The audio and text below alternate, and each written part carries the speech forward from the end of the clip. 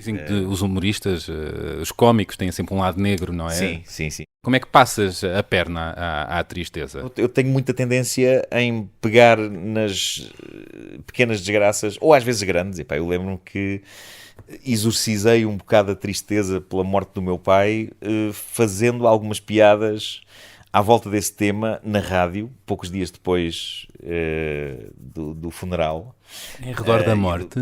Em redor da morte, e eu sabia, enquanto as estava a fazer, que o meu pai, se estava em algum sítio, em alguma dimensão, e se por acaso estava a ouvir aquilo, eu sei, ele iria achar graça a isto. Eu lembro-me dele dizer, aliás, era a minha irmã que se lembrava disso quando nós íamos no carro funerário a caminho do cemitério, que a minha irmã dizia, lembras-te, o pai disse-nos que no funeral dele adorava que as pessoas se rissem e que não estivessem a chorar. E é óbvio que ninguém se riu. Vai começar por nós. A situação era triste. Mas isto resume bem o espírito dele. E, portanto, eu peguei nesse espírito um bocado de dias depois do funeral. Fiz algumas piadas que eu sei que ele iria gostar sobre ele e sobre o desaparecimento dele. Negras, imagino. Negras, mas com afeto. Eu acho que não havia ali nada de não afetuoso. Tenho a língua afiada, um bocadito, sim, tenho. Já andei tanto por céus e por infernos cá para este lado, já agora, mas uns milhares de anos pelo céu ou pelo inferno, são-me indiferentes. Pergunto se a senhora precisa de ajuda e quando a pessoa olha para mim, eu percebo que é o David Bowie. Tenho que lidar melhor com a minha fúria. Eu não posso deixar de achar a humanidade deliciosamente ridícula. Eu era miúda, ele era mais velho e nunca mais nos separámos. Pronto, quer dizer, aconteceu. Acho que foi o sorriso dele. Eu gosto muito do sorriso das pessoas porque acho que o sorriso não tem máscara. A beleza das pequenas coisas. Porque toda a gente tem uma história.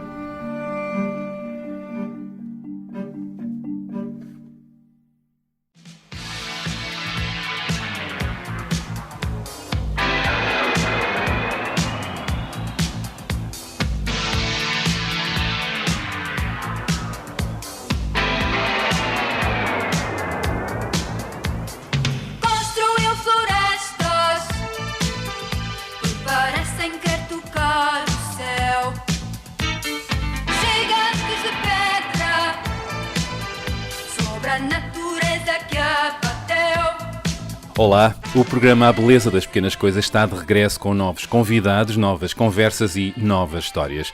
A ver se não perdi o jeito para a coisa. O convidado desta semana anda há mais de 20 anos a morder cromos e histórias reais, surreais e ficcionais com o humor de primeira água. Iniciou-se na escrita humorística em 1995, nas produções fictícias, onde se estreou logo em grande a assinar sketches para os programas de Hermano José e desde aí nunca mais parou de acrescentar boa disposição aos nossos dias.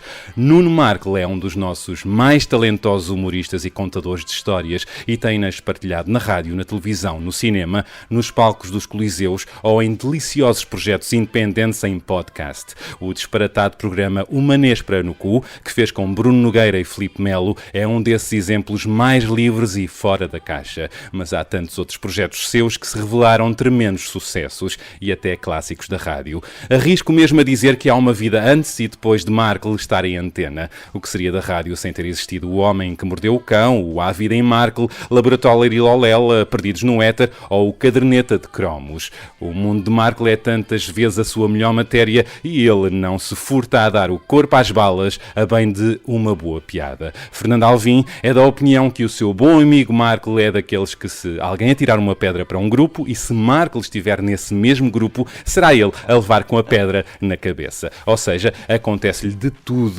Eu acrescentaria ainda que tem um talento especial para fazer de um acontecimento sem grande importância o melhor dos enredos. Além disso, Markle é também dono de uma engenhosa máquina do tempo que, volta e meia, faz-nos regressar aos saudosos anos 90 O seu último projeto televisivo, com estreia marcada para novembro na RTP1, é uma dessas viagens ao passado. Chama-se 1986 e é uma série da sua lavra baseada nas memórias da adolescência, que retrata o cotidiano de um grupo de miúdos numa escola secundária em Benfica, o bairro que o viu crescer. Como pano de fundo, a disputa de Mário Soares e Freitas do Amaral à presidência da República. Durante semanas acompanhei os bastidores destas filmagens através da conta de Instagram de Markle. Depois assisti ao trailer da série e, confesso, estou em pulgas para assistir aos 13 episódios. Esta série tem tudo para eu gostar muito dela. Até entra a Lena d'Água, aqui desempenhada por Catarina Salinas, dos Best Youth.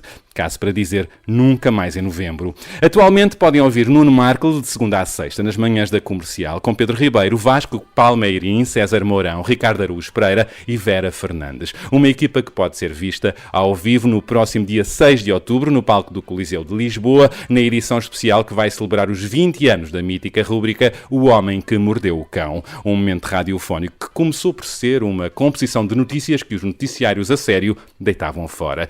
E depois ainda há o palco das redes sociais, onde Markle tem tido grande presença e protagonismo. Uma realidade que mudou há uns meses, quando o humorista decidiu fechar a sua página pública de Facebook por se dizer cansado de tantas jaragatas, ódio e fúria do povo. Ou será do polvo?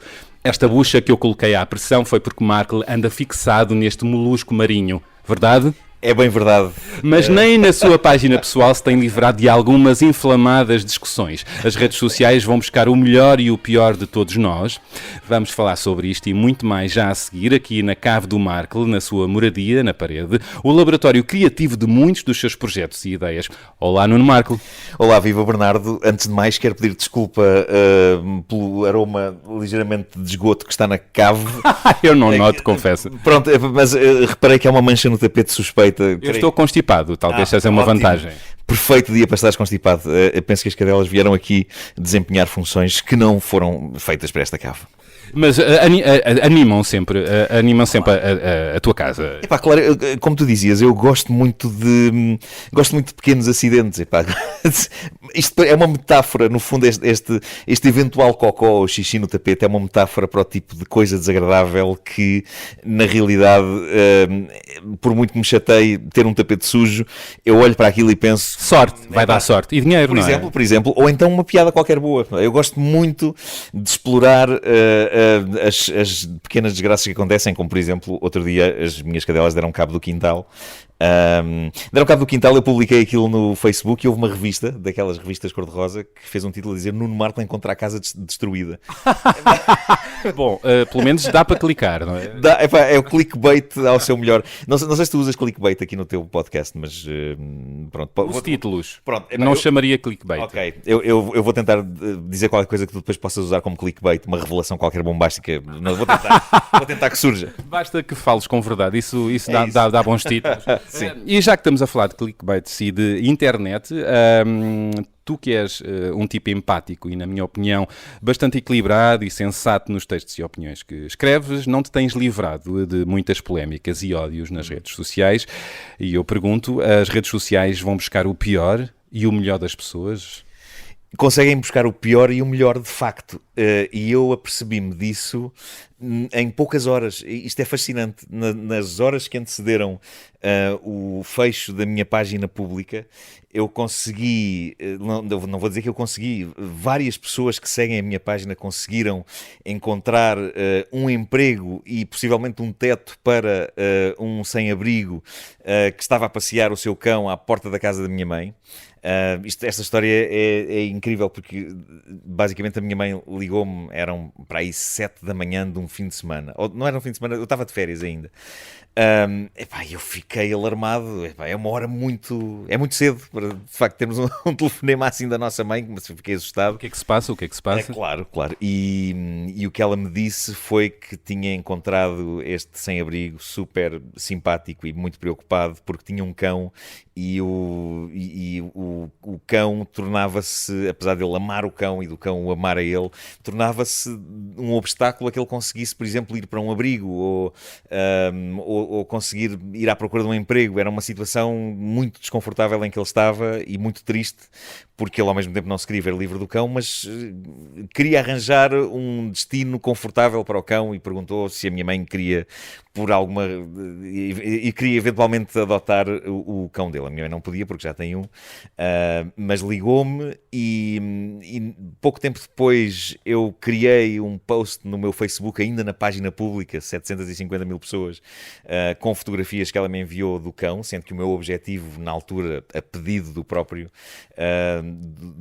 do próprio homem que estava naquela situação, era que se arranjasse uma casa confortável para o cão, e foi esse o teor da minha mensagem. Rapidamente começaram pessoas a dizer, se calhar ele pode continuar com o cão se lhe conseguirmos arranjar um emprego.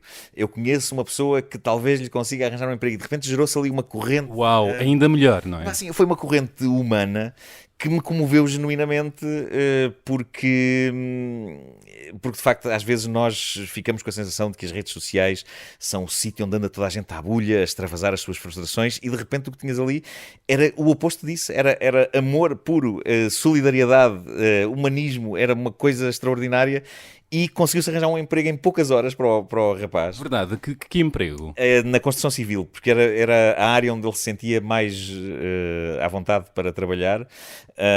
Portanto, conseguiu arranjar-se um emprego e aparentemente ele conseguiu ficar com o cão, e a coisa toda resolveu-se graças a esta corrente tremenda das pessoas que estavam a ver naquele momento o meu Facebook. Horas depois, estou nas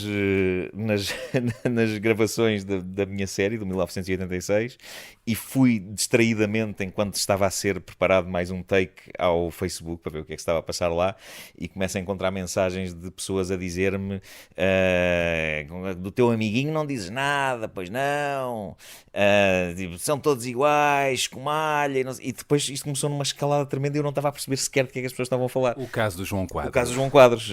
O Quadros fez aquela piada negríssima sobre skinheads e... Sim. E o que acontece... Envolvia Passos Coelho, sim, e a sua esposa. Exatamente.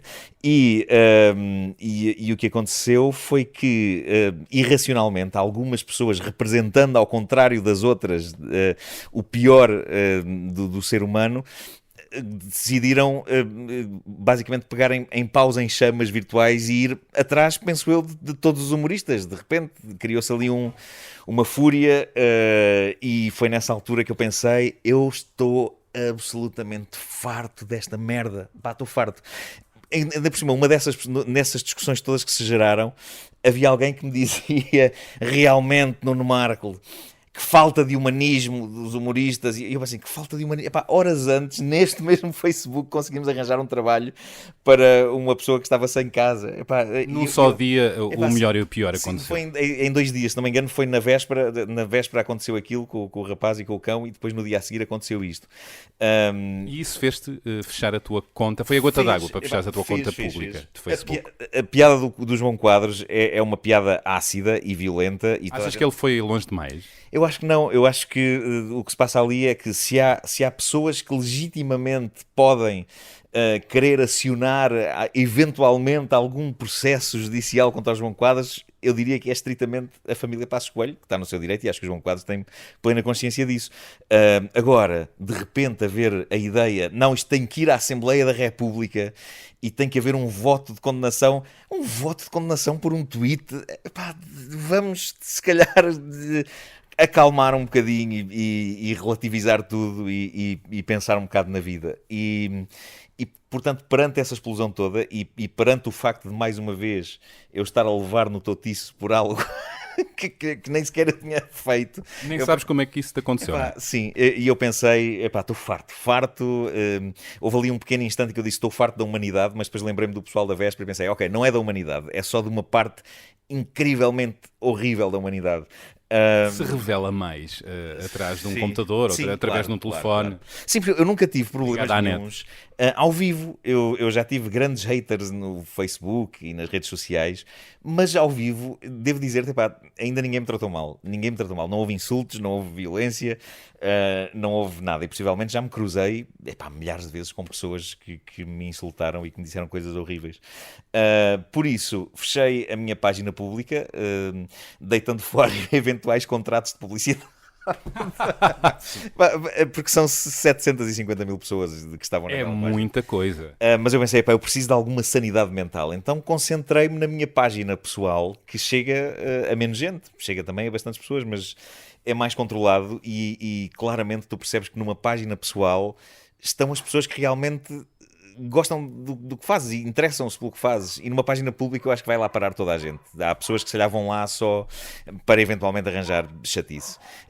E portanto posso dizer-te que estou bastante relaxado. E estou no Instagram também.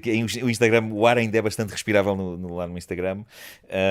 Portanto, a minha vida está mais pacata e estou mais em paz com a internet e com as redes sociais. Eu devo dizer-te que o Bruno também passou por um processo, o Bruno Nogueira, por um processo de desmame das redes sociais, porque dizia ele, e nós tivemos esta conversa algumas vezes e com razão, e que isto começa a ser inquietante, que é tu acordares muito bem disposto num dia e vais a uma coisa que devia ser um hobby e um entertain da tua vida e não mais do que isso, vais ao Facebook e de repente lês coisas lá que te deixam absolutamente destruído e tu pensas, mas espera aí, mas o dia era ótimo antes de eu ter aberto esta aplicação. Então, ele falava de comentários? Sim, comentários, zaragatas, implicações das pessoas, o tempo que as pessoas gastam em...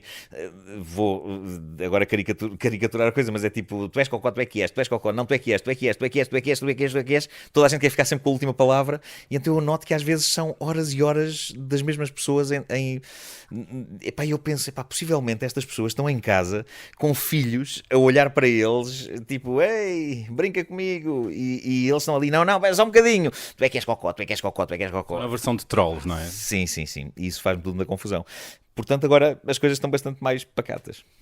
O teu filho quer dizer qualquer coisa? Já vais experimentar um over... Já experimentei. E gostaste? Agora, e gostei. Boa. E já sei andar. Boa. Já sei andar. Uma nova brincadeira. É uma nova brincadeira. Já sabes como é que ele se chama? Não. Overcraft Kart. São os vizinhos que têm uma coisa dessas. Eu andei mesmo agora e gostei. Boa, já espetacular. Sei andar. Queres ir lá ver depois? Não, assim, depois vou. Agora estou aqui a acabar esta conversa aqui com este senhor. Boa brincadeira. Falámos do João Quadros, um entrevistado recente meu, teu amigo. Tu achas que deve haver limites para o humor ou um humorista pode tudo? Eu acho que, na realidade, eu acho sempre que a questão dos limites... Os limites têm... eu acho que os limites não existem, mas se calhar têm a ver com acho que essencialmente uma pessoa deve pensar, ok, esta piada vai fazer rir, acho que esse é o objetivo que todos nós devemos almejar. Quando alguém diz, vocês humoristas deviam fazer pensar. Não, devemos fazer rir. É para isso que nos pagam. E se conseguirmos fazer pensar também, isso é absolutamente espetacular.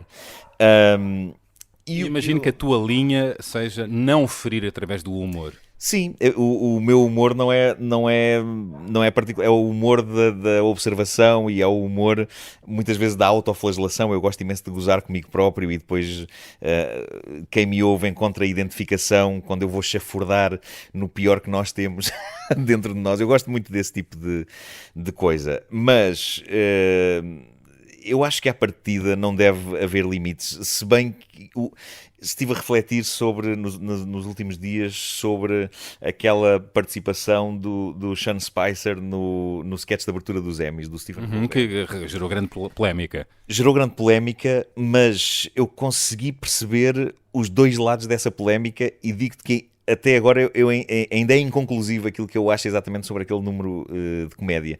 E isso levou-me a pensar que talvez o único limite que deva ser realmente tido em conta no que toca à comédia é o momento em que a comédia dorme com a política. Dorme, entre aspas. Eu compreendo absolutamente quem diz que aquilo pode ser um branqueamento do Sean Spicer. Eu compreendo e li uma notícia que dizia que o Stephen Colbert tinha plena consciência de que poderia ser acusado disso quando estava a criar a piada, só que o que ele disse foi: decidi arriscar, parecia-me uma piada boa demais e eu sabia que podia dar sarilho, mas fui em frente com ela sabendo que isso podia acontecer. What really matters to Donald Trump is ratings. You gotta have the big numbers. And I certainly hope we achieve that tonight. Unfortunately, at this point, we have no way of knowing how big our audience is.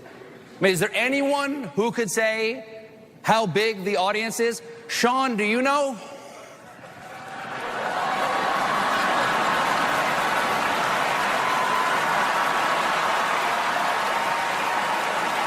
This will be the largest audience to witness an Emmys, period, both in person and around the world. Wow, that really soothes my fragile ego. I can understand why you'd want one of these guys around. Mas depois, por outro lado, o Huffington Post, que, como tu sabes, até é um órgão informativo mais à esquerda na América, não entendeu as coisas assim e, curiosamente, apoiou aquela piada, porque, segundo eles, o que aquilo demonstrou, a vinda do Sean Spicer para fazer aquele momento, é que, de facto, esta administração é uma trágica farsa e uma coisa que pode ser desmontada assim, com um estalinho. Em palco com um humorista. Em palco, exatamente. E eu devo dizer-te que eu considero estes dois pontos de vista válidos. Não sei bem que consequências é que esta piada vai ter, mas a única reflexão que eu fiz sobre isto e no que toca a limites é que é um terreno algo pantanoso, aquele que faz com que, eventualmente, um humorista, que, sobretudo alguém como o Colbert, que nós estamos habituados a ver, apontar o dedo ao que está mal no sistema, de repente parece que ele está ali um bocadinho de namoro com aquela pessoa, e eu acho que haver algum limite. E pá, eu odeio falar em limites, porque lembra-me sempre, parece algo absolutamente ditatorial, mas o dormir com o alvo da piada é a única coisa que eu acho que pode ser esboçada como limite. Depois, de resto, pá, há o limite de se a piada é boa ou não, há o limite do sítio onde vais fazer a piada. Portanto, acho que tem a ver com muitas coisas, mas eu odeio falar em limites, mas se calhar há certas coisas em que um gajo tem que pensar, enquadramento e sítio. E... Já te arrependeste de alguma piada, algum ato humorístico que tiveste e pensaste, não devia ter feito? Não, por acaso não. Houve uma única vez em que eu pedi desculpa, mas não foi por uma piada. Foi naquele famoso Trás-os-Montes Gate com o José Cid, que foi mais uma vez uma terrível palermice de algumas pessoas. Recorda o episódio.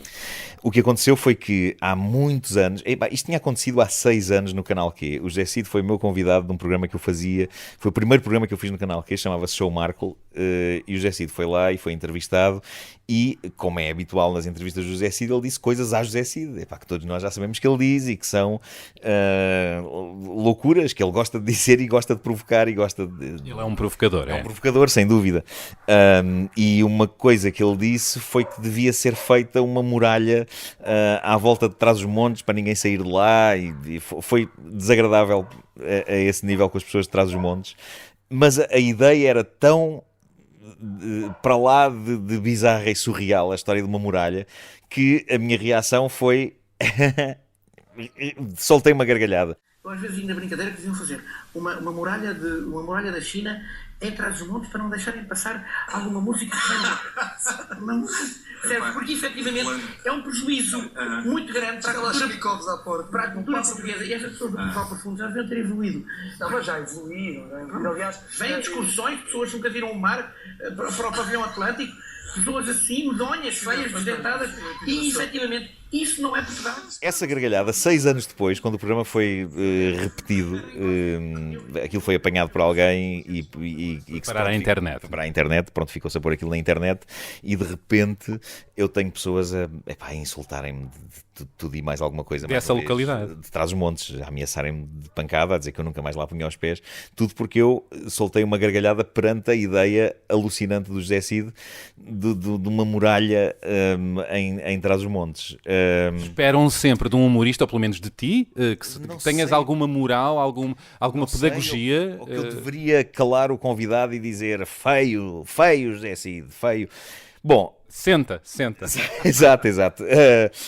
Eu ri-me porque de facto é uma ideia tão escabrosa e que faz tão pouco sentido, e o próprio José Cid acho que sabe disso e veio falar sobre isso depois, que pronto, soltar aquela gargalhada e seguir em frente com a conversa era a única reação. Mas pediste desculpa? à população. Percebi, para além das pessoas que me ameaçaram, que pareciam muitas, porque chegaram todas ao mesmo tempo ao Facebook e provocaram um terrível susto até na minha mãe, que começou a ficar super preocupada com as coisas que estavam a ser escritas. E eu, a da altura, percebi que havia pessoas que estavam genuinamente magoadas com aquele momento. E eu tive que explicar às pessoas, nunca pensei que levassem a mal que eu soltasse uma gargalhada perante uma ideia tão ridícula como a de haver uma muralha à volta de Trás-os-Montes. Mas se ficaram feridos pela minha gargalhada, eu peço aqui desculpas, escrevi isto no Facebook. E foi a única vez que isso aconteceu. Entretanto, essa história serviu também para perceber que um linchamento de Facebook não é um linchamento na vida cá fora. E muitas vezes nós confundimos estes acontecimentos no Facebook como uma coisa gigante, sentimos que de repente está todo o país contra nós, e a verdade é que um pouco tempo depois fui atrás dos montes e ia um bocado acagaçado a pensar, há alguma pessoa que se passa... Vão-me linchar. Vão-me linchar. E fui super bem tratado. Há uma realidade paralela entre as redes sociais e a vida cá fora. Sim, as redes sociais, às vezes nós amplificamos o que se passa lá como se aquilo fosse a vida. E na realidade não é. É uma pequena amostra que muitas pessoas levam muito, muito a sério. E eu acho que o segredo da felicidade hoje em dia está nas pessoas perceberem que o Facebook e o Twitter não são a vida, são um passatempo. É como o Sudoku, não se pode dar àquilo a importância de uma vida, e eu vejo pessoas de facto a enlouquecer. Eu próprio estava a enlouquecer, o Bruno Nogueira também, e a decisão de sair de uma página pública e de fazer uma espécie de férias daquele lado mais exposto do Facebook, tem só a ver com... Acalmou, porque de facto eu penso, não faz sentido que aquilo se entranhe tanto e provoque tanto stress na vida das pessoas. Depois há a Maria Vieira, a Parrachita. Exatamente, porque eu não sei o que é que se passa ali. Não sei. Eu adorava a Maria Vieira. Trabalhei com ela em várias coisas do Herman. Acho que um dos textos de que eu me orgulho mais na minha carreira tinha como protagonista, que foi num programa de fim de ano do Herman. Era um programa a parodiar os programas de daytime, daqueles em que se discutem temas, e o tema era da Fátima Lopes, era a brincar com o programa da Fátima Lopes, e o tema era tenho bigode e provoquei um genocídio. Já não era assim uma coisa, e havia vários convidados, e estava o Hitler e estava de repente a Maria Vieira vestida como uma senhora, dona de casa, com uma bata e com um buço enorme e farto, e de facto ela tinha provocado a destruição de um planeta, porque era a mulher da limpeza da casa do Ming, o Impiedoso, e então durante a limpeza... Tinha bigodes à Ming. Não, era um bigode normal na realidade, mas enquanto estava a limpar o canhão do Ming, sem querer escorregou no sangue do Dr. Zarkov, que é uma figura do imaginário do Flash Gordon, caiu em cima do canhão e depois destruiu um planeta inteiro com as pessoas todas que lá estavam, e era isso que a fazia estar ali. Eu adorei a maneira como ela interpretou aquilo, e depois no fim ela veio ter comigo e disse: olha filho, eu não percebi nada do que tive para ali a dizer, mas adorei. E esta era a Maria Vieira que eu conhecia, que muitos de nós conhecíamos, sim. E pela qual eu tinha genuíno carinho e estima, e que eu não reconheço nesta Maria Vieira, que agora diz que a sua banda favorita são os Rammstein. Adora o Trump. Adora o Trump, exatamente.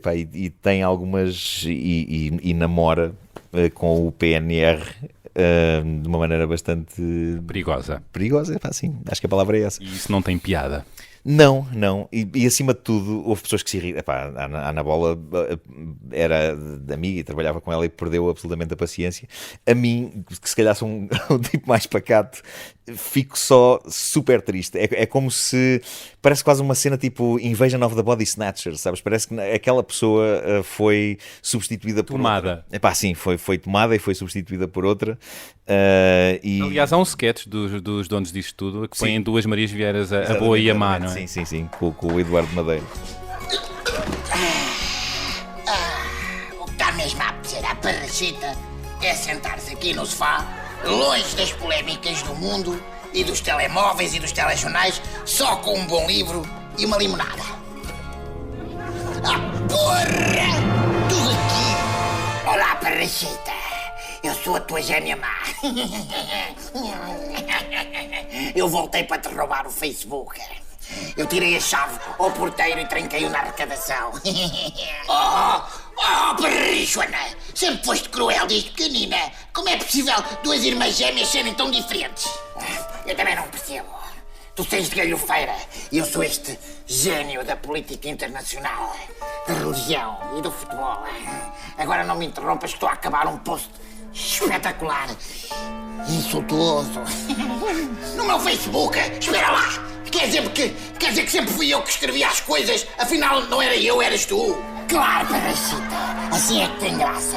Tu tens imensos amigos a comentar, quer dizer, agora tens mais inimigos. Eduardo Madeira, que faz uma personagem, portanto te imita e muito bem. Epá, o Eduardo é tão bom a imitar-me que eu considero começar a usá-lo para estar em 2 reuniões em simultâneo. Ele podia estar aqui hoje a dar. E eu ia acreditar. Sim, é ótimo. Epá, eu acho que ele Tu reveste daquele boneco? Epá, revejo, eu acho que tem a ver, aquilo é uma caricatura feita com bastante carinho e que tem a ver com a nossa amizade de muitos anos. Eu acho que o Eduardo é uma pessoa que me conhece muito bem e eu acho que conhecendo muito bem consegue-se fazer um boneco mais profundo, de certa maneira. E vocês ficam iguais. É verdade. Epá, eu adoro sempre que ele faz aquilo, gosto mesmo. Vamos viajar no tempo em que não havia internet e todos usavam muita polpa e laca no cabelo. Falo, claro está, dos saudosos anos 80. Eu pergunto como é que foi o processo de realização desta série, o 1986. Olha, isto foi uma coisa que começou há muito tempo. Eu tenho, naquele computador, tenho pastas e pastas com projetos, ideias que eu esbocei há uma data de anos e que ficaram ali. Como se fosse possível, tu estás a fazer muitos projetos ao mesmo tempo, mas as gavetas têm muitos mais. Tem projetos mortos-vivos, sabes? Projetos que de repente estão lá dentro só a fazer... E outros que renascem.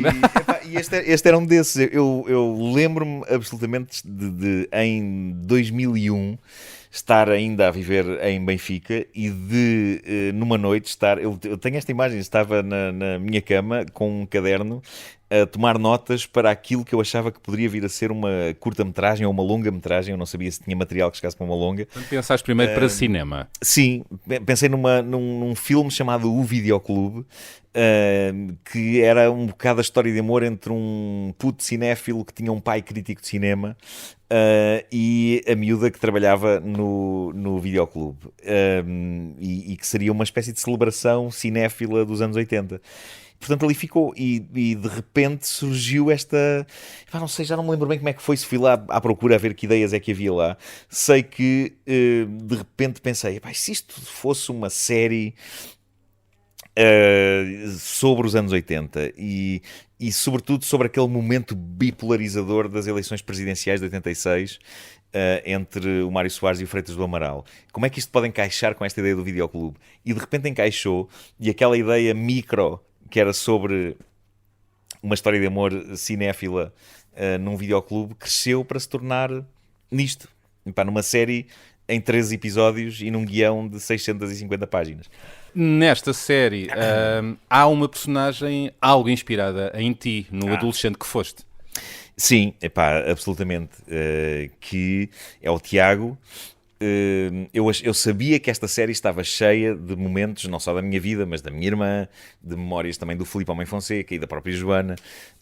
Mas quando eu estava há dias a ver a primeira montagem do episódio 1, é que eu fiquei assim meio... adorei, acho que o Henrique Oliveira fez um ótimo trabalho, os atores e tudo, mas foi um momento em que eu pensei, cara, isto é muito mais autobiográfico do que eu estava à espera. Eu acho que só quando vi aquilo no ecrã e quando vi o puto, o Miguel Moura e Silva, estou-lhe a chamar puto, mas ele é um estreante, mas é um ator incrível. E quando o vi a contracenar com o Adriano Carvalho, que faz uma personagem algo inspirada no meu pai, foi aí que eu comecei a ver, isto está aqui mais da minha vida do que eu estava à espera depois de escrever. Tinha a ideia que tinha detalhes autobiográficos, mas... Sentiste bem com isso? Senti-me bem, fiquei algo receoso, pensei assim, isto se calhar é mais uma egotrip do que eu estava à espera. mas não, eu acho que as pessoas vão se reconhecer, vão se rever em muitas coisas que acontecem ali. Mas sim, o Tiago, a personagem principal, é inspirada em mim. A personagem, o Eduardo, o pai dele, crítico de cinema, é inspirado no meu pai, apesar do meu pai não ser crítico de cinema, era historiador de arte. E há vários, inúmeros detalhes de coisas. O ir tentar gostar de música de que determinada miúda gostava para tentar chegar perto dela também é uma coisa muito minha. A ligeira obsessão que eu tive durante um curto período da minha vida em que eu achei que o Tarzan Boy era um disco que, como toda a gente tinha, eu tinha que ter também. Só no primeiro episódio estão metidas muitas coisas. Estamos a entrar em 1986.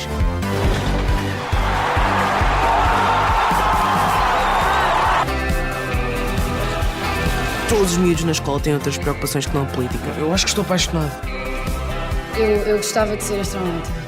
Porquê tanta vergonha? Gostava muito de perder a virgindade este ano. E tu não és bem disposto. Tu vives em sofrimento e na adaptação. As coisas estão a mudar. Oh, Soutor, quando é que chegamos ao capítulo das tipas nuas? Sim, senhora Gonçalo, sempre um cavalheiro. Mas 86 também é o ano das maiores eleições presidenciais das nossas vidas. Mesmo que quiséssemos estar nas tintas para elas, era impossível. O que é isso? Isto. Deram ontem na escola e eu pensei, nós apoiamos o Mário Soares, não apoiamos. Mas é só para derrotar o Faz do Freitas. É só para derrotar o Faz do Freitas, pá! Se votares Freitas, aumenta o ordenado. A sério? Caramba, mas tu vendes assim as tuas convicções. Há um ator que vai fazer de Mário Soares. O Mário Soares e o Freitas vão aparecer ao de leve. Há um episódio em que aparece o Mário Soares e há outro em que aparece o Freitas, mas é tudo muito discreto. Não quisemos arranjar atores para fazer. Este ator faz de Mário Soares, o ator faz de Freitas. São Era arriscado, não? Algo parecidos, que vão servir a história de uma maneira bastante subtil aqui e ali, porque isto na realidade não é sobre eles, é sobre a maneira como aquelas eleições vão influenciar a vida de uma série de pessoas. E não só as eleições, eu acho que a ideia da série é como é que eleições, música, filmes, séries, como é que cultura popular e política se podem misturar e influenciar as vidas de pessoas numa escola, por exemplo. E se houve altura em que esse tipo de coisa acontecia, foi de facto nos anos 80, porque hoje em dia os miúdos de hoje são bombardeados com tanta informação e tanta proposta que seria muito difícil que aquela história pudesse ser transposta rigorosamente para o que acontece nos dias de hoje. Para já, eu acho que os miúdos hoje estão-se nas tintas para a política. Nas tintas para a política. E naquela altura não era bem assim. Não era bem assim. Não quer dizer que fôssemos super, super interessados, mas uma eleição como a do Soares e do Freitas tinha uma influência direta na nossa dinâmica escolar. Nem que seja pelos autocolantes, Soares é fixe. Eu lembro-me de usar um autocolante Vota Soares na minha mochila. Isso está no primeiro episódio também, de 1986. E lembro-me de... O meu pai achava que nós tínhamos que apoiar Soares naquela casa, mas de uma maneira discreta, porque na verdade era para derrotar o facho do Freitas. E portanto, eu lembro-me perfeitamente que as eleições tiveram uma influência na dinâmica entre, por exemplo, nerds e bullies. Eu tinha um bully que era apoiante do Freitas. E eu lembro-me que nós bipolarizámos aquela tensão. De facto, eu era o gajo cujo pai ia votar Soares, ele era o gajo cujos pais iam votar Freitas. No meu caso era o meu pai e a minha mãe, no caso dele também os dois pais dele, e portanto aquela tensão estava ao rubro, já era tenso antes de haver um acontecimento político destes, mas estes acontecimentos políticos tinham uma força muito grande na nossa vida escolar. Hoje em dia eu acho que os miúdos estão-se todos nas tintas, não há risco de haver pancadaria ou insultos por causa das opções políticas, mas isso eu acho que também porque os próprios pais se calhar já estão meio desfocados também no que toca às suas paixões políticas. Havia uma outra paixão e um outro empenho, e possivelmente havia outros políticos também. Tu és da geração Rasca, um pouco antes. Sim, como dizia Vicente Jorge Silva, não é? Sim. Eu nunca percebi se faço parte ou não da geração Rasca. Estás entalado entre gerações. Estou entalado entre gerações. Acho que estou com um pezinho no Rasca, mas não, fiquei um bocadinho antes, sim. Muito bem. O que é que te fascina particularmente nos anos 80? Essa década que regressas e nos fazes regressar constantemente. Eu acho que toda a gente tem a sua... Para já foram os anos que me formaram e que fizeram, se calhar, de mim aquilo que eu sou hoje. Mas se tu analisares outras pessoas, eu lembro-me que lembro-me que há um filme dos anos 80 que é o Diner, do Barry Levinson. There's a little place where people gather to enjoy the banquet of life. I got a date with Carol Heathrow. She is dead. It's the diner. And what they really want most isn't on the menu. Come on. E claramente aquilo era ele a refletir sobre a sua juventude. Eu acho que há uma altura na vida, isso já tem a ver com esta idade, não sei, mas há uma altura em que todos nós temos vontade de pensar na nossa vida para trás e naquilo que fez de nós o que nós somos. Eu fiz isso primeiro com a caderneta de cromos na Rádio Comercial, com a rubrica, de uma maneira mais enciclopédica e cómica ao mesmo tempo, pronto, que a ideia era ser uma rubrica de humor. E agora, no fundo, é uma maneira, se calhar, ligeiramente mais... não vou dizer poética, não quero ter nenhuma pretensão disso. A série o 1986 é uma série muito acessível e muito comercial. E espero que seja também inteligente para além disso. Eu acredito na fusão das duas coisas. E tem um lado, apesar de ficção, tem um lado documental, então. Contam uma parte da nossa história. Sim, sim, sim. Tem um certo espírito de ir lá e de refletir. Eu acho que sim. Eu acho que uma das razões porque eu gosto de lá voltar, eu gosto de lá voltar, mas não ficar lá. Tenho sempre tendência para dizer isto. É ir no DeLorean.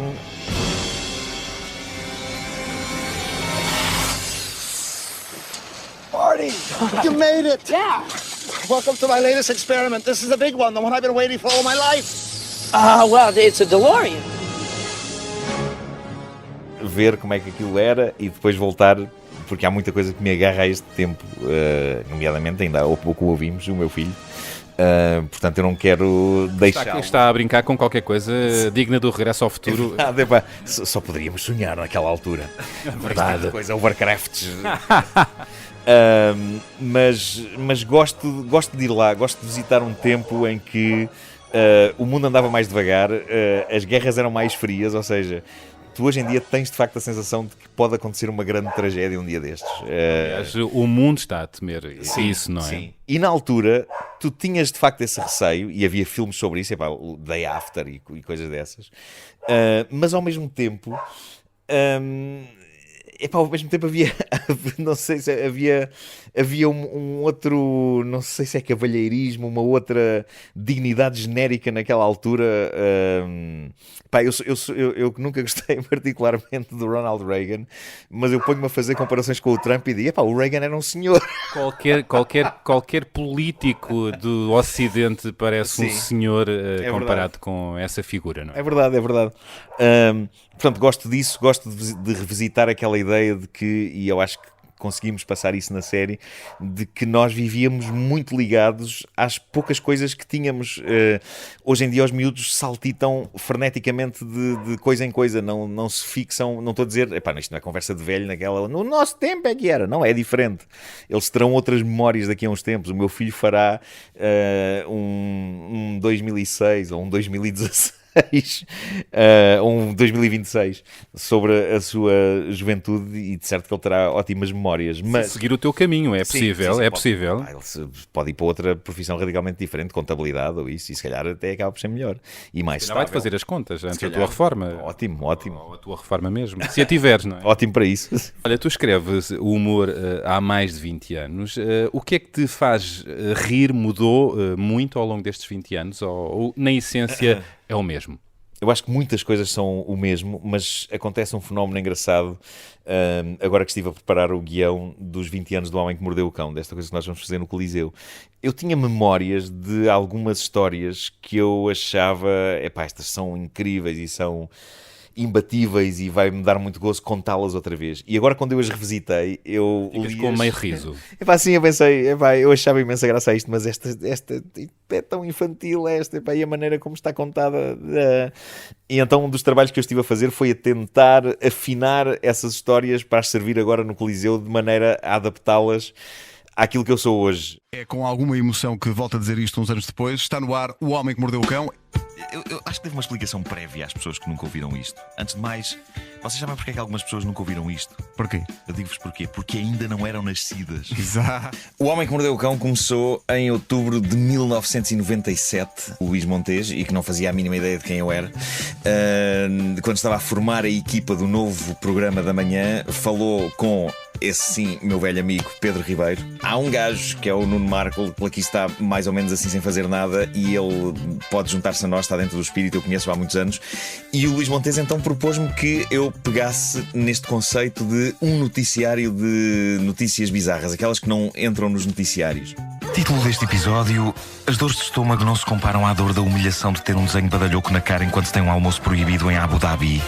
Ser feio é tramado. Haja canções infantis sobre genitália para nos animar. Título deste episódio: assim sendo, se calhar não apanho o avião. Mais de 20 anos, os portugueses também estão a rir-se de outra maneira. O humor deles mudou, o nosso humor mudou. Eu acho que de repente passou a haver o humor. Eu via sempre o humor naquela altura como uma coisa muito partida ao meio. Era ou gostavas do Herman ou ias mais para aquele lado de revista à portuguesa e pronto. E de repente passou a haver esta miríade de propostas. Abriu-se o leque. Apesar de nós muitas vezes somos um país pequeno, não só em dimensões, mas também em algum... na maneira como às vezes olhamos para o humor. Por exemplo, quando os contemporâneos apareceram, de repente criou-se aquela ideia de vêm tentar entrar em guerra com os Gato Fedorento, vêm roubar o lugar aos Gato Fedorento. E isso sempre me pareceu a pior estupidez de sempre. Parece que só há lugar para um sempre. Isso sempre me fez muita confusão, porque tu olhas para a América e para a Inglaterra e ninguém está a tirar o lugar a ninguém. São pessoas que se vão juntando com propostas diferentes de humor. Não há um rei, é um reinado de muitos. Não é? E achar que há uma impossibilidade de haver dois grupos a fazer comédia em simultâneo. Lembro-me que isso me entristeceu na altura, porque julgava que depois daquele boom da comédia no princípio dos anos 2000, que o país estaria mais aberto para esta ideia de que há muitas coisas a acontecer. E ainda por cima, o mais incrível é que os Gato e nós somos todos amigos uns dos outros e comentávamos entre nós a palermice que era aquela espécie de guerra mediática que alguns mídias estavam a tentar criar entre contemporâneos e Gato Fedorento. E pronto, mas eu acho que há mais propostas e as pessoas têm mais variedade de que se rir. Mas, por outro lado, há também um bocado esta ideia de que o humorista tanto é bestial como logo a seguir é uma besta e se é uma besta tem que ser apedrejado. Há muito enraizada a ideia de que quem faz comédia não é uma pessoa séria. Ok, às vezes tem graça, mas quando toca a falar alguma coisa que me diz muito, é um badalhoco e são todos iguais, estes humoristas, estes sacanas destes humoristas. Tinhas-me dito em tempos que os portugueses não gostam de se rir de si próprios, ou seja, quando lhes toca, a piada deixa de ter graça. Sim, continua a haver muito esse espírito. E então ainda muito pior que se for algum estrangeiro a gozar connosco. A Madonna agora está a ouvir das boas porque deixou os filhos pisar a relva. Pois foi, que disparate. Teve aquele momento de fúria das pessoas. Mas talvez eu acho a vingar-se daquela questão da alfândega, não é? Possivelmente. Eu acho que às vezes a burocracia portuguesa leva as pessoas a ficar com muitos nervos. E acho que a Madonna ficou com nervos. Fazer as raízes crescer, não é? As raízes negras a crescerem no louro, não é? É verdade, sim. Mas sim, mas eu acho que sim. Acho que continuamos às vezes a ter algum... Gostamos muito de rir do que acontece ao outro, mas quando nos acontece a nós é tipo, diabo, o que é isto? Ofensa? Não, eu só me quero rir daquele gajo que caiu. Quando eu cair não quero que se riam de mim. O que se calhar até é uma coisa da natureza humana, não sei. Tu que és um tipo com boa disposição, que cria boa disposição à tua volta, já assumiste que tens em ti melancolia, alguma tristeza, a palavra que usaste foi essa, e que até precisas dela. Em que medida? Preciso. Eu acho que quando há pessoas que dizem... porque eu às vezes tenho... Eu sou um tipo até bem disposto e sou de trato fácil, mas às vezes sou bastante insuportável porque tenho às vezes algum pessimismo E tenho às vezes alguma embirração pela minha vida, o que é ridículo, porque eu tenho uma vida, epá, eu não me posso queixar, eu faço o que gosto e tenho um filho incrível, epá, e as coisas correm bem, mas eu tenho tendência a protestar muito contra as coisas e às vezes, epá, há quem me diga, pá, se calhar devias fazer terapia ou devias tratar disso e ficar mais positivo, e eu tenho medo que ao ficar mais positivo deixe de ter graça. Epá, eu acho que percas o teu superpoder. A comédia, eu não conheço nenhum humorista que esteja inteiramente resolvido e que seja super feliz, porque eu acho que as pessoas super felizes não conseguem fazer comédia. Genuinamente eu acredito que é impossível a uma pessoa que esteja super bem com a vida e que não tenha qualquer tipo de inquietação que tenha pendor para fazer rir. É capaz de contar anedotas, se calhar bem. Agora, pensar em humor, eu acho que há que ter um certo trauma e coisas a torturarem cá dentro. Pois dizem que os humoristas, os cómicos, têm sempre um lado negro, não é? Sim. Como é que passas a perna à tristeza? Através do humor? Eu acho que é por aí. É um bocado de trabalho de terapia. Quando eu tenho um dia em que nada me corre bem, se eu pegar, basicamente o meu cérebro começa a entrar ali uma espécie de bifurcação e então entramos ali em duas realidades paralelas. Uma está a dizer, epá, que dia horrível de merda, que coisa horrível, pá. Porquê é que isto não acaba mais? E depois há o outro lado que diz assim, espera aí, vamos tentar tirar desta merda toda boa comédia, porque esta sucessão de incidentes e de desgraças, se calhar amanhã, podem resultar numa boa edição do Homem que Mordeu o Cão. E eu tenho muita tendência em pegar nas pequenas desgraças, ou às vezes grandes. Epá, eu lembro-me que exorcizei um bocado a tristeza pela morte do meu pai, fazendo algumas piadas à volta desse tema na rádio, poucos dias depois do funeral. Em redor da morte? Em redor da morte, e eu sabia, enquanto as estava a fazer, que o meu pai, se estava em algum sítio, em alguma dimensão, e se por acaso estava a ouvir aquilo, eu sei, ele iria achar graça a isto. Eu lembro-me dele dizer... aliás, era a minha irmã que se lembrava disso quando nós íamos no carro funerário a caminho do cemitério, que a minha irmã dizia, lembras-te, o pai disse-nos que no funeral dele adorava que as pessoas se rissem e que não estivessem a chorar. E é óbvio que ninguém se riu. Vai começar por nós, a situação era triste, mas isto resume bem o espírito dele, e portanto eu peguei nesse espírito um bocado de dias depois do funeral. Fiz algumas piadas que eu sei que ele iria gostar sobre ele e sobre o desaparecimento dele. Negras, imagino. Negras, mas com afeto. Eu acho que não havia ali nada de não afetuoso. Já nem me lembro bem o que era, se queres que diga. Mas lembro-me que na altura houve uma senhora que foi para o Facebook da Rádio Comercial queixar-se e dizer, parece impossível faltar ao respeito assim do pai que faleceu, e eu vi-me na obrigação de dizer, minha senhora, do meu pai percebo eu, portanto acredito, se eu estou a dizer isto é porque eu acho que isto é uma homenagem a ele e que ele ia de facto gostar de ouvir isto, e é por isso que eu te digo que às vezes na tragédia, a tragédia resolve-se dentro de nós por via da comédia. O humor salva? Eu acho que salva, sim. Há aquele clichê que acaba por ser verdade, que é, na escola, tu se calhar compras amigos com sentido de humor, safas-te do bullying com sentido de humor, pode acontecer. E na vida adulta? Ele veio muito, muito no totiço na escola, mas fazia caricaturas dos meus colegas e comprava amizades com caricaturas e com o meu charme natural. E na vida adulta também ajuda a desbloquear muitas situações. Eu acho que sim. Eu acho que se eu não tivesse seguido a via do humor e a carreira no humor, possivelmente eu seria um tipo negríssimo e triste, e estaria desgraçado. Por isso eu acho que sim, acho que o humor salva, o humor dá-te uma perspectiva nova da vida, e não estou só a falar enquanto pessoa que faz humor. Eu acho que gostar de humor e gostar de ver humor e de descobrir continuamente humor e de nos rirmos com tudo e de aprendermos a rir até com as coisas mais negras, tudo isso nos salva. Tudo isso, por exemplo, relativiza o medo e a dúvida que todos temos sobre o que é morrer. Eu acho que já que a morte irá ganhar-nos a todos, é ótimo gozar com ela, porque ela não nos pode fazer. A única coisa que a morte nos pode fazer é matar-nos, e isso é evidente que vai acontecer. Portanto, gozemos alegremente com o nosso trágico destino. Estás agora solteiro. Se uma rapariga te quiser sacar, será através do humor? Eu acho que o humor é ótimo para homens e mulheres.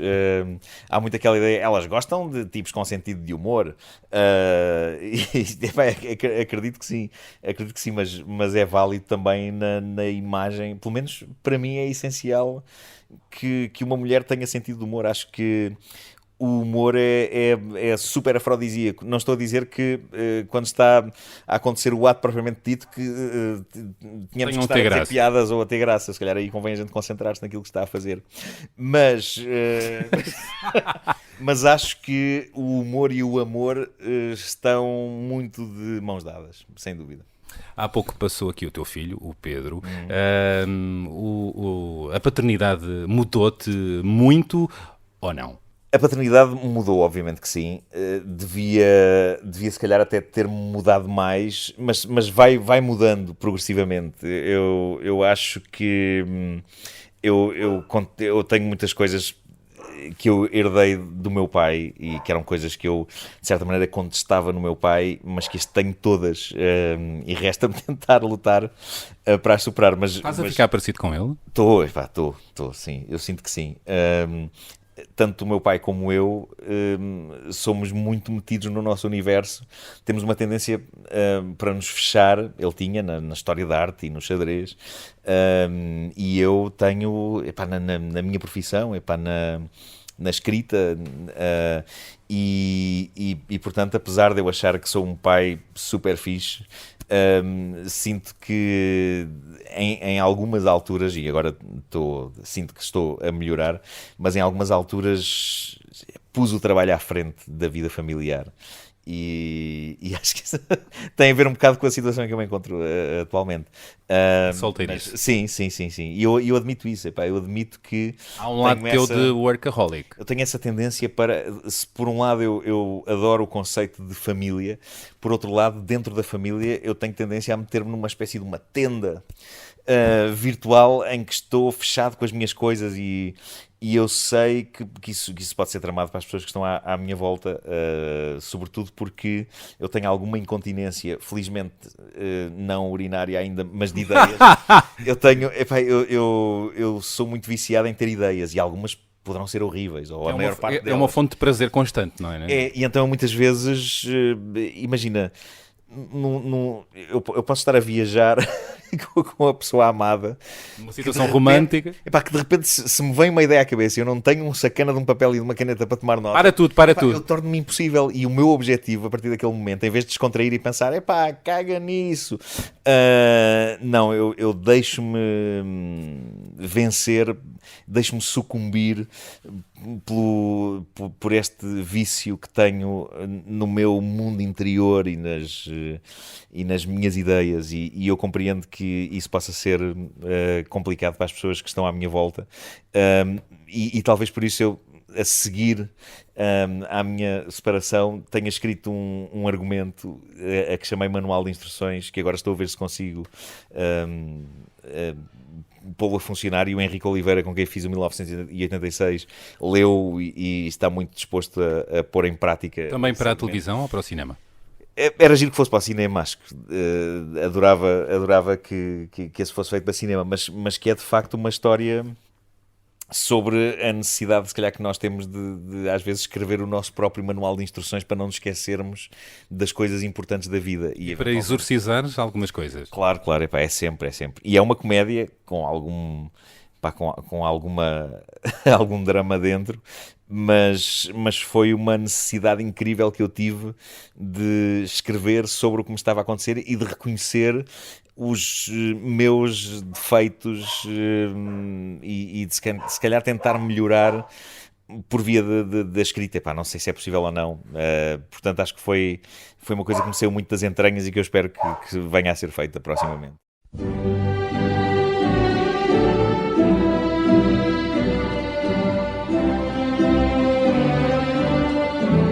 Uma néspera no cu.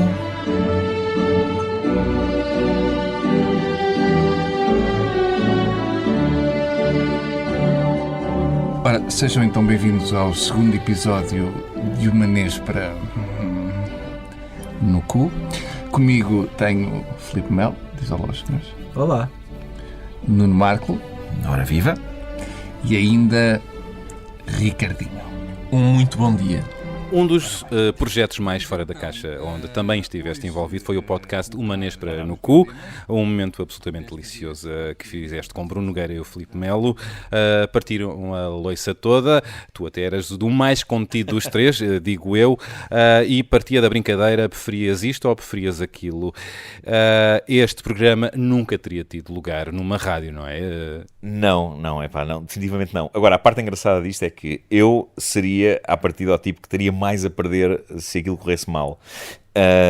Porque o Bruno, toda a gente associa o Bruno a um humor mais disruptivo e a um tipo que diz o que tem a dizer. O Filipe Melo, as pessoas não associam, associamos nós à genialidade que aquele tipo é, epá, que é bom em tudo o que faz, é tipo um renascentista. Verdade. É um super músico, é um tremendo guionista e autor de banda desenhada.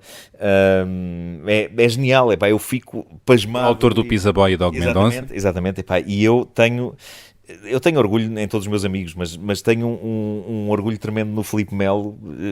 Epá, eu penso mesmo, epá, este tipo veio de outro planeta e deixaram-no aqui para ele criar coisas extraordinárias.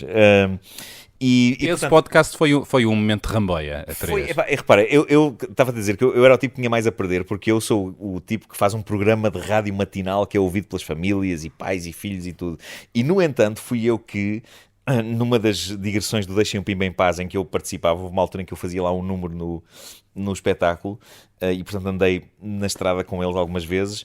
Era eu que lhes dizia, epá, nós devíamos transformar isto num podcast. E eles diziam, epá, não sei se o país está preparado para isto. As conversas que tinham na carrinha. Sim. E eu dizia, epá, isto tem que ser feito, epá, tem que ser feito, nós temos que fazer. E, de facto, foi assim que nasceu o Uma Néspera no Cu, batizado pelo Bruno. Porque um título singular, não é? Ele achou, no mínimo. Era um título ótimo para obrigar as pessoas a dizer eu gosto de Uma Néspera no Cu. E deu-me muito gosto fazer. É uma experiência de liberdade total e completa, mal entendida por algumas pessoas que vinham dizer aquilo é só javardice. E uma coisa que eu explicava é javardo, não estou a dizer que não seja javardo, mas a imaginação que é requerida para construir um episódio de Uma Néspera no Cu é tão ou mais complexa do que aquela que é precisa para escrever um sketch para um programa mais socialmente aceitável, como, sei lá, os contemporâneos, por exemplo. O processo criativo de criar um dilema daqueles, de imaginares toda a situação, independentemente dela envolver sêmen ou coisas a entrarem em rabos, ou quer que seja... figuras públicas pelo meio, não é? Nenhuma figura pública apareceu ofendida por ter sido envolvida numa situação assim, sexual, bizarra. Houve duas figuras públicas que se manifestaram, não exatamente ofendidas, responderam até com algum fair play. Uma delas foi o Guilherme Leite. O cómico? Sim, o Guilherme Leite, com quem eu tinha tido uma polémica há uns anos, que sanámos, e depois o Bruno usou num dilema e o Guilherme deu sinal depois de ouvir esse episódio, mas as coisas ficaram bem e nós conseguimos convidar o Guilherme Leite a entrar num dos Uma Néspera no Cu ao vivo, em que ele apareceu, e foi uma ideia dele, vestido tal como o Bruno tinha descrito. Como é que o Bruno tinha descrito? Tinha descrito que ele estaria em cuecas, com uma t-shirt e com um boné de um stand de automóveis, de publicidade de um stand de automóveis. E o Guilherme levou todos esses adereços e foi hilariante. Fez aquilo muito bem. E quem foi a outra figura? A outra figura foi o Fernando Pereira. Era o que me parecia, estava a me vir à memória. Sim. O Fernando Pereira, imitador. Eu tinha uma sensação de que as coisas tinham ficado mais mal resolvidas pelo Fernando, mas entretanto falámos outra vez recentemente. O Fernando Pereira teve uma resposta engraçada ao dilema. Qual foi o dilema? O dilema envolvia, eu não sei dizer já o detalhe, mas envolvia masturbação levada a cabo pelo Fernando Pereira vestido com um escafandro. Já não, era uma imagem muito detalhada e muito alucinante. E o Fernando Pereira ouviu aquilo e foi ao Facebook da Nespra responder com um comentário ácido, mas muito engraçado. E nós pensámos que, grande fair play, fabuloso. E depois reencontrei-o no 5 para a meia-noite. Fiquei aí com a sensação de que ele afinal estaria mais chateado do que dava a entender. Mas recentemente falámos uma outra vez. Eu genuinamente gosto de falar com as pessoas e gosto que as coisas fiquem resolvidas. E ele veio-me dizer: eu acho que tu ficaste com a ideia que eu estava chateado, mas não, eu achei aquilo muito giro e não queria que ficasse nada por esclarecer. E falámos outra vez e acho que agora estamos completamente em paz. Portanto, o Fernando Pereira, se fizermos mais alguma edição da Nespra, lá vai ele levar outra vez. Ora, Fernando Pereira e o seu espetáculo Lord of Voices, em que ele interpreta Michael Jackson, Tina Turner e outras merdas. O primeiro desafio teria a ver com este espetáculo. Tinhas de ir assistir, creio que foi no Casino, provavelmente. Eu creio que sim. Salão Preto e Prata. Exatamente. Então, tinhas de ir ver o espetáculo. No final do espetáculo, põe-te um fato de ski, uma máscara, umas luvas e tens de esgalhar uma ao Fernando Pereira. Sim. Portanto, porquê esta indumentária para não haver contacto direto? Ao menos pronto, foste simpático nesse ponto. Foste muito cuidadoso. Sim. Decathlon, sim. E a única desvantagem é que tens de estimulá-lo verbalmente. Percebes? Tens de dizer coisas para... Mas eu não faço a menor ideia do que é que o excita verbalmente. Não sei, basta dizeres quem é o senhor da voz, quem é o senhor? Sim. Não. Quem é a Tina portuguesa? Sim. Está bem, e isso, entre isso... É isto passa-se uma vez na tua vida e só tu e o Fernando Pereira é que sabem. Não é no palco do Preto e Prata? Não é. É nos camarins.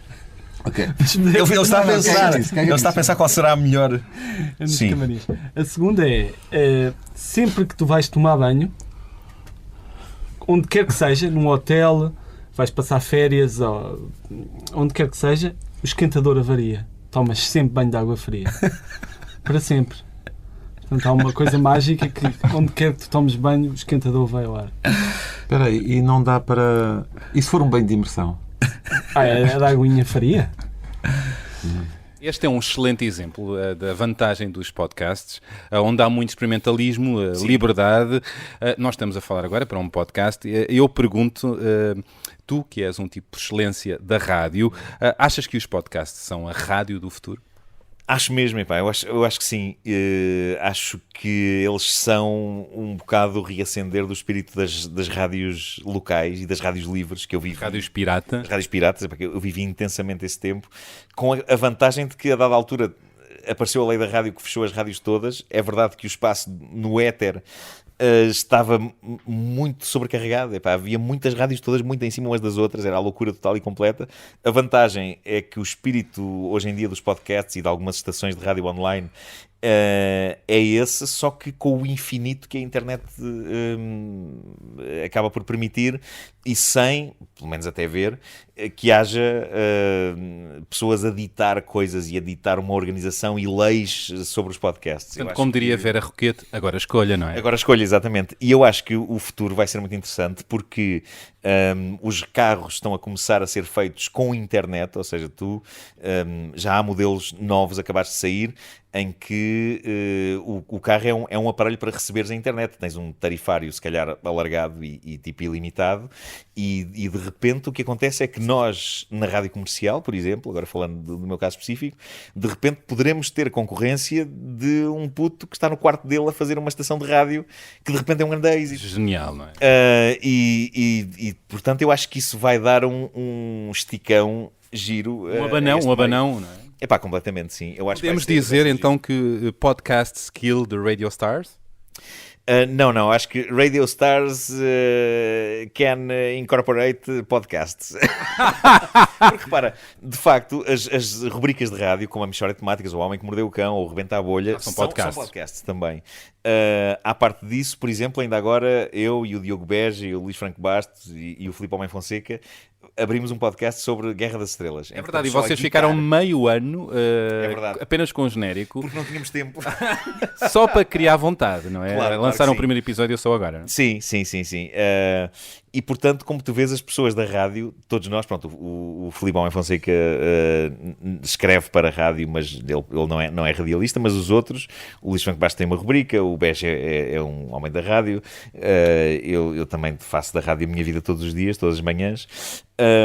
Mas o que eu acho é que se calhar o nosso aquilo que nos faz fazer rádio é a mesma coisa que nos pode fazer levar a cabo podcasts. Eu acho que nós muito facilmente conseguimos incorporar-nos nesse universo. Tu és de ouvir podcasts? Sou. Tens algum um ou outro que estejas a ter prazer a ouvir? Há um que na verdade é um programa de rádio, que é o This American Life, que para mim é o melhor programa de rádio de todos os tempos. Não há outra maneira de definir. Está lá a vida real, não é? Contada, muito bem contada. Exatamente. E tu vês as coisas, aquilo está tão bem contado e tão bem narrado, e numa semana é sobre política e na outra é sobre... lembro de um episódio de Natal que era sobre a luta dos pais para encontrar o brinquedo ideal nos dias poucos que faltam para a noite de Natal. Eles falam de tudo, falam da vida. Uma vez fizeram uma emissão em que estiveram 24 horas num café só a gravar sons de quem entrava e saía, as conversas, e This American Life é perfeito. From WBEZ Chicago, it's This American Life. Ira Glass is off this week. I'm Sean Cole. Yo, Sean, this is your mom. Wasn't home. I'm just going to say up front that today's show deals with a device invented more than a century ago to facilitate real-time voice-to-voice interaction. The kids don't use it much for that purpose anymore, but in all the stories you're going to hear, the phone's primary purpose is as a phone. About 4 or 5 years ago, I started saving all my mom's voicemails, thinking, she's not going to be around forever. I'm going to want to hear her voice when she's gone. Though, somehow I didn't extend that thought to, I could hear her voice right now if I picked up the phone. She had a talent for the form. With some of them, it almost feels like I'm talking to her, except she's playing both parts. What time is it? Oh, it's 6:52. Yeah, it's later than I thought. E depois, sou super fã do Harmontown, que é do Dan Harmon, co-criador do Rick and Morty, que deve ser das minhas séries favoritas de sempre de animação, e que é maravilhoso. Ele basicamente começou por fazer aquilo numa sala, num auditório de uma loja de cómics, e agora aquilo é milionário com as séries que faz, e tem uma coisa chamada Starburns Castle, que é uma sala de espetáculos em Burbank, e ele agora faz lá as emissões do Harmontown, e ele tem uma piada tremenda. E adoro ouvir aquilo. E os podcasts dão dinheiro lá fora, na América, não é? Tem milhões de pessoas a ouvir, não é? E mesmo cá, tu já consegues fazer algum dinheiro. Os youtubers conseguiram arranjar ali uma revolução autêntica, que eu respeito muito, apesar de achar que eles podiam gritar menos. São um bocado histéricos. São, alguns deles, não estou a dizer que são todos. Mas eu admiro genuinamente aquilo que eles conseguiram e a maneira como criaram uma nova televisão, de certa maneira. Mas eu acho que hoje em dia já consegues fazer de facto algum dinheiro com podcasts, com canais de YouTube. Tens que ter muitos visionamentos para começares a viver daquilo, ou então a começares a ter muitos contratos de publicidade e de patrocínios. Mas eu acho que é uma via nova que se abre para ganhar a vida, genuinamente. Eu acho que podcasts e canais de YouTube já são uma profissão para muitas pessoas, e não me parece que seja uma coisa temporária e que essas pessoas que agora estão a ganhar dinheiro com esses meios, que de repente vão acabar tudo e vão ficar, meu Deus, o que é que eu vou fazer? Eu acho que estão ali a começar carreiras. E eu sinto que são carreiras que vão durar no tempo, e que falaremos do YouTube como se fala hoje em dia da televisão ou da rádio. É apenas mais um meio. É o futuro hoje, não é? Como existe um programa. Temos falado de muita coisa que tens feito. Eu pergunto, de que é que mais te orgulhas na tua vida? Assim, na carreira, ou genericamente, a resposta clássica é: orgulho-me do meu filho. Gostei da voz. Sim. Mas há várias coisas de que eu me orgulho. Eu aponto sempre. Orgulho-me de muita coisa que fiz, por exemplo, no Herman Enciclopédia. Acho que foi uma experiência tão transcendente, que aquele programa de sketches que hoje em dia é olhado com tanto afeto por tanta gente, que tenha sido uma das primeiras coisas em que eu meti o bedelho. Orgulho da Paraíso Filmes. Acho que foi uma série que não encontrou o público na altura em que estava a ser transmitida, mas lentamente foi encontrando o público na internet. Entrava a Carla Salgueiro, não entrava? Entrava a Carla Salgueiro, exatamente. Fez de Lara Croft, eu lembro-me de um episódio. Exatamente, havia um em que ela fazia de Lara Croft, assim. E agora orgulho-me bastante do que conseguimos fazer com o 1986. E estou muito expectante para ver qual vai ser a reação das pessoas, mas eu digo que eu acho que nunca fiz nada para já tão pessoal, e nunca fiz nada em que estivesse tão obsessivamente envolvido, porque a experiência de um argumentista geralmente é: escreves um guião, mandas, e depois aquilo, alguém vai tratar daquilo, e depois esperas para te sentar frente ao televisor, e ou às vezes tu pensas, olha, sim senhor, ficou melhor do que eu tinha imaginado, ou ficou tão bom como eu tinha imaginado. Outras vezes pensas, não era bem isto que eu estava à espera. Agora, este processo foi tão próximo para mim no 1986, e o Henrique Oliveira foi tão bom realizador e ao mesmo tempo tão boa pessoa de me abrir as portas para que eu estivesse sempre envolvido no processo todo, que eu cheguei a um ponto de obsessão em que eu descrevia os objetos que havia nos quartos das pessoas. Cheguei a esse grau de detalhe. Cartazes é que eles tinham, pósteres que tinham colados na parede, que discos ouviam. Criei playlists no Spotify que ajudaram os atores a construir as personagens. Eu fui-lhes dizendo, olha, esta é a tua playlist, esta é a tua, esta é a tua. Portanto, o processo foi muito intenso e foi muito imersivo, e portanto, para o bem e para o mal, o que está na série que vai estrear em novembro é de facto muito aproximado do que escreveste. Portanto, se as pessoas odiarem aquilo de uma maneira veemente, eu porei o rabo entre as pernas e remeter-me-ei, sei lá, a continuar a fazer Homem que Mordeu o Cão. E a morder-te. E a morder-me, sim, e a não chatear mais as pessoas. Mas eu estou com uma boa fezada para o 1986. Eu acho que é muito difícil que... E isto é uma coisa que todos temos noção, até o Nuno Artur Silva tem noção. É muito difícil tu ambicionares criar um super êxito na RTP. Possivelmente nem é essa a natureza da RTP. Neste momento há uma preocupação em tentar desenvolver a ficção nacional extra novelas e tentar provar que se calhar temos argumentistas e temos realizadores e atores que conseguem fazer séries de ficção diferentes. E, portanto, eu gosto muito desse espírito de laboratório que está a ser usado, que poderão as pessoas dizer, laboratório no serviço público, é para isso que eu pago o dinheiro do contribuinte, mas eu acho que genuinamente é um bom uso do dinheiro do contribuinte. Quando tu olhas para o País Irmão e vês, por exemplo, o Zé Raposo a ser um ator absolutamente extraordinário. Verdade, eu vi o primeiro episódio. A RTP lançou agora, de facto, uma série de séries maravilhosas. A Criação, também, do Pedro Bidarra. Que é super experimental, a Criação, mas eu acho que é papel da RTP ser o sítio dessas experiências, de facto. Porque são experiências com vista a tentar melhorar o país, de certa maneira, por via da ficção. E está a cumprir então o seu papel enquanto estação pública? Eu acho que sim, completamente. Quando há pessoas que contestam, tipo, agora a gastar dinheiro em séries, eu respondo, estão a gastar dinheiro em touradas também, que é uma coisa que eu odeio e eu sou contribuinte e estou a pagar por elas. Portanto, se eu pago pelas touradas, paguem também um bocadinho pelas séries. E estamos todos felizes, estamos todos lixados com alguma coisa.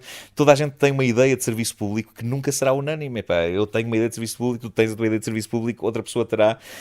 Todos nós pagamos coisas nas quais não nos revemos, mas se calhar pagamos outras nas quais nos revemos. E isso é serviço público. Olha, tu estás com 46 anos, um jovem maduro, digamos. Aquela coisa chamada a crise de meia-idade, estás a sentir? Já passaste por ela? Não. Eu acho que de vez em quando sinto. E fizeste um gestozito com os dedos, como quem conta dinheiro. Não tem a ver com dinheiro, é assim especificidadezinhas do dia-a-dia. Mas, por exemplo, eu acho que de certa maneira o 1986 é uma crise de meia-idade. Sério? Uma boa crise de meia-idade. Transformada em algo que se espera que seja divertido para as pessoas. Mas é um bocado, se fores bem a ver, é eu a tentar segurar um bocado o ritmo do tempo e vamos só até ali atrás, aos tempos em que eu conseguia baixar-me e apanhar todas as moedas do chão. Hoje em dia, é uma piada que eu faço recorrentemente, que é: eu agora só apanho moedas do chão a partir de um certo valor. Porque senão deixa lá estar. Começa a custar um tipo baixar-se para apanhar coisas. Portanto, eu começo a apanhá-las a partir dos 50 cêntimos. 20, se calhar. Aqui há uns tempos eu ainda apanhava 20. Agora já deixo 20 cêntimos no chão. Então, se estiver com o meu filho, digo: apanha aí a moeda ao papá. Como dizia Paco Bandeira, a ternura dos 40. É isso, claro que sim.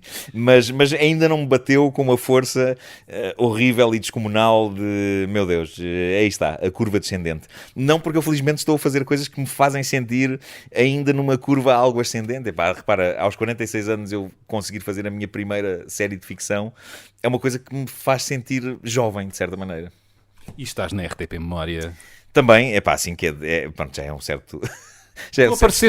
Apareceste caracterizado de avô ao lado de Júlio Isidro. Sim, foi uma o avô Cantigas. É verdade. É uma promo que fizemos para o nosso programa, o Trás para a Frente, que é uma... Eu adoro fazer aquele programa, porque dá pouquíssimo trabalho a fazer e dá-nos muito gozo. É uma espécie de... A maneira que eu costumo usar para definir aqui, dá um spa de conversas. Vamos sentar-nos ali, gostamos todos imenso uns dos outros e vamos recordar coisas da televisão, do passado, coisas que nos formaram, que gostávamos. Dá-me muito gozo. E a RTP Memória ganhou um novo vigor, verdade? Sim. Saravá, Júlio Isidro. Exatamente. Adoro o Júlio Isidro, genuinamente. E acho maravilhoso que ele esteja... O Júlio, há duas pessoas que me fazem sentir mais velho do que elas, que é o Júlio Isidro e a Ana Bola. A Ana Bola entra no 1986 e eu disse... Ela faz de quê, a Ana Bola? Ela faz a avó de uma das personagens, da miúda principal da Marta. A miúda é a Laura Dutra, que é a nossa pequena e promissora Brigitte Bardot. Linda. É linda, a Laura é incrível, e eu espero que isto seja, se outra coisa não for esta série, que seja uma rampa para ela começar a fazer coisas e aparecer aí. Porque não só ela é muito bonita, mas é uma excelente atriz. Eu estive a ver este primeiro episódio e estava pasmado com o magnetismo dela. É uma coisa extraordinária. Mas a Ana Bola e o Júlio Isidro são pessoas que eu considero que têm para aí menos 20 anos do que eu. Não por acaso já tiveram um caso os dois. Assumido. É verdade, eles falam disso de vez em quando. Mas eu adoro estar com eles porque são pessoas de que eu gosto genuinamente. São pessoas que eu cresci a ver. E a alegria absolutamente difusiva que eu sinto por agora me sentir no círculo deles e conseguir trabalhar com eles, com o Júlio no Trás para a Frente e com a Bola no 1986, é uma coisa que me dá uma alegria, uma sensação de fecho, de círculo maravilhoso. Eu adorei a expressão spa de conversa. Eu julgo que é o que nós todos temos de uma maneira ou de outra com os amigos, não é? Sim, é isso. Há um grande espírito de gozo e de afeto naquele estúdio e agora o Álvaro Costa está de volta e é fabuloso que ele tenha atravessado aquele inferno que atravessou com aquele problema de saúde que teve e que tenha saído de lá o bom velho Álvaro. Vamos dar música à nossa conversa. Eu pergunto-te quais são as músicas da tua vida ou então aquelas que mais te acompanham agora. É uma livraria de música que não Lança-me 2 ou 3 que a tua Jukebox lança agora. Quando me é perguntada uma canção assim da minha vida, há várias, mas há uma que eu gosto de apontar frequentemente, que é o Nothing But Flowers dos Talking Heads. Porquê? É de um disco chamado Naked, que na verdade poderemos dizer que não será o melhor disco dos Talking Heads, mas para mim é muito especial, porque foi o disco que me abriu as portas para a restante obra dos Talking Heads. Eu lembro-me que foi um disco que apareceu na minha vida naquele momento em que estamos a largar os nossos gostos adolescentes e parvos e a começar a gostar de música a sério. E eu lembro de ter visto um videoclipe com um dos singles desse álbum, o Blind, e de ter ficado doido com aquilo. Assim, isto é incrível, isto abre-me qualquer coisa aqui dentro. E depois, quando eu vi o Nothing But Flowers, que é uma canção muito sarcástica sobre crimes ambientais, basicamente, mas em que ele inverte tudo. O David Byrne é um gênio e basicamente o que aquela canção conta é que parece impossível, havia aqui um centro comercial tão bonito e agora está tudo coberto por flores, ali era um parque de estacionamento e agora é tudo ao contrário, é uma inversão total e consegue ser ótima música. É um tema super dançável, cheio de ritmos daquela fase em que ele andou a explorar a world music e a África, e ao mesmo tempo é humor, é uma peça de humor sobre o mundo, que para mim é uma canção perfeita.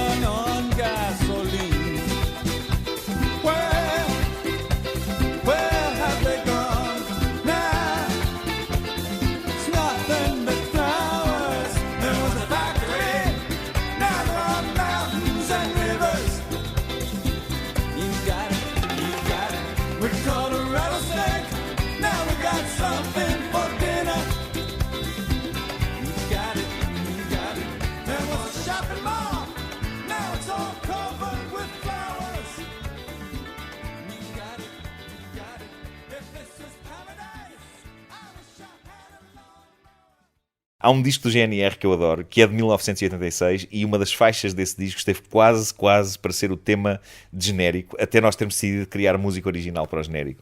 Mas, que era os pós-modernos, do disco Psicopátria. Eu adoro o álbum Psicopátria, e há uma música do Psicopátria que eu gosto particularmente, que não é os pós-modernos, gosto muito dessa, gosto de todas, mas eu acho o Bellevue uma canção fabulosa, é um thriller, é um psicopata a cantar sobre corpos enterrados no jardim com uma elegância e com uma poesia reinínica. Que inventei agora, que é do outro mundo. Portanto, olha, aponto-te essa hoje, se calhar no outro dia poderia apontar outra.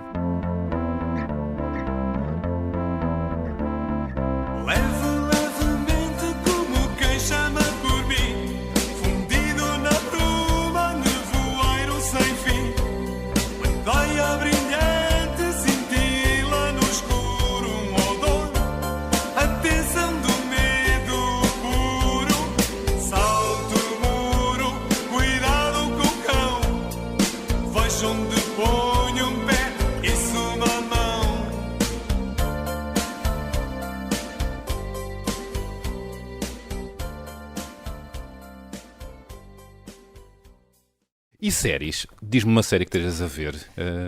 Olha, para além do Rick and Morty, que já te falei, e que eu acho que é das coisas mais inacreditáveis que se criaram, porque consegue ser ótima comédia e ótima ficção científica e até ótima filosofia, de certa maneira. O que é que eu estou a ver neste momento? Estou a ver o Handmaid's Tale. Mas atenção que não sou daqueles que agora que ganhou os Emmys é que eu vou começar a ver. Eu já estava a ver antes. Bom.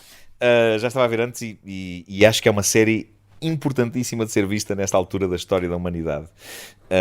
Porque aquilo que há uns anos, e quando a Margaret Atwood escreveu o livro, poderia ser olhado como está tão distante, é claramente uma metáfora.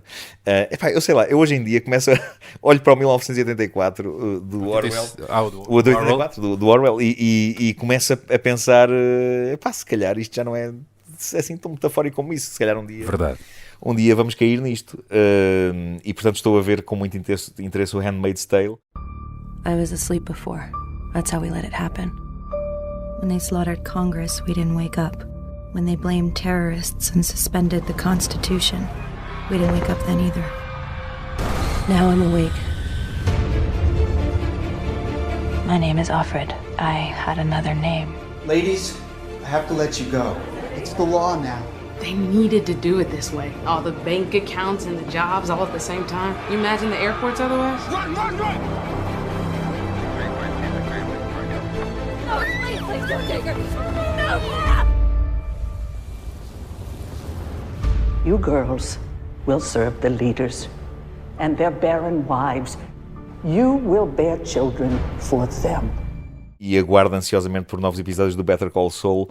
Eu sou fanático do Breaking Bad, como tu vês, tenho ali action figures do Breaking Bad pregadas na parede. É verdade. Eu fiquei pelo Breaking Bad, não vi essa. O Better Call Saul lentamente torna-se numa série tão incrivelmente espetacular como o Breaking Bad e começa a ter ali ramificações que vão dar ao Breaking Bad. E eu acho isso maravilhoso, estou a adorar. Lawyers, we're like health insurance. You hope you never need it, but man, not having it? No. What can we do for you, Jimmy? If we were in church right now, I'd get a big amen. Boom! Hey, I'm gonna park right here. I suggest you find parking somewhere else.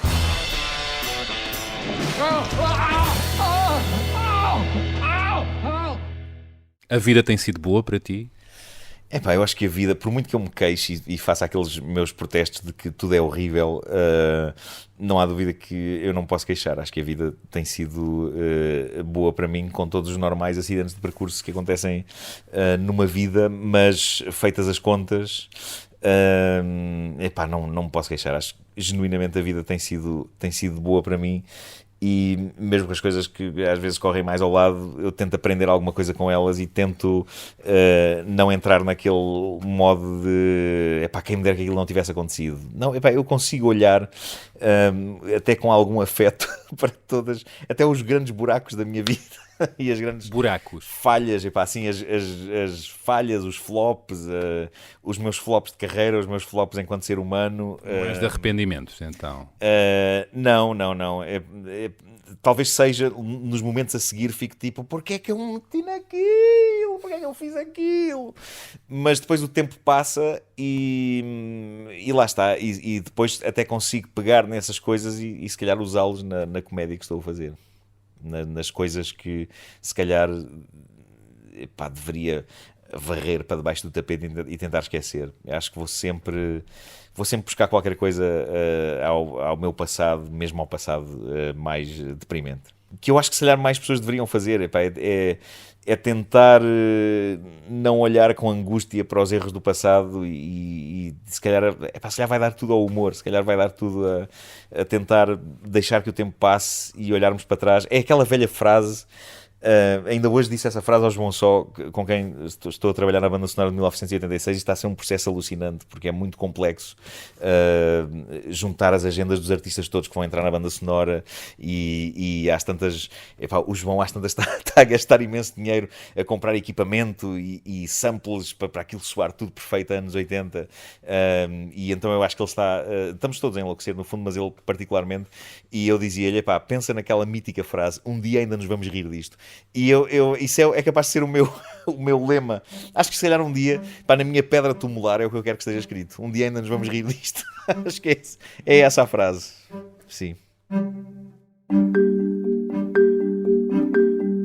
E pronto, chegou ao fim o primeiro episódio da nova temporada do podcast A Beleza das Pequenas Coisas. Uma conversa marcada pelos latidos entusiasmados das cadelas de Markle, a flor e a uva, e pelo brinde que tinham deixado momentos antes no tapete à nossa frente. Felizmente é um podcast. Dizem que surpresas dessas dão sorte. E nós, claro, acreditamos. De salientar uma outra nota sobre o lugar onde gravamos, a Cave do Markle. É interessantíssimo e inspirador ver que Markle volta e meia usa aquela divisão cheia de bonecada e imaginário dos anos 80 para fazer diretos caseiros e revelar projetos musicais ou novos discos de bandas que bem conhecemos. Uma TV de trazer por casa, onde se respira liberdade e criatividade. E já que caminhamos para a era da pós-televisão, estas produções televisivas caseiras poderão ser um dos caminhos do futuro, ou mesmo do presente. Este presente em que os podcasts estão a ganhar terreno à rádio e em que a forma tradicional de vermos televisão está a ser trocada pelo streaming.